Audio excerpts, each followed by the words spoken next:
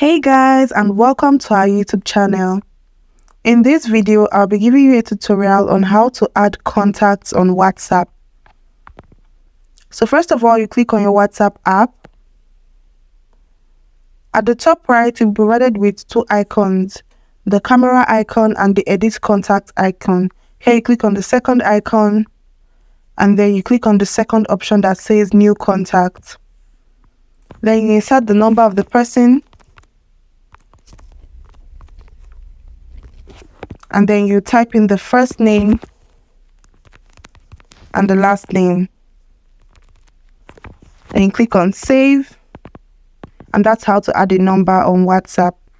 I hope this video has helped you out. Don't forget to give this video a big thumbs up and stay tuned for more tutorials in the future.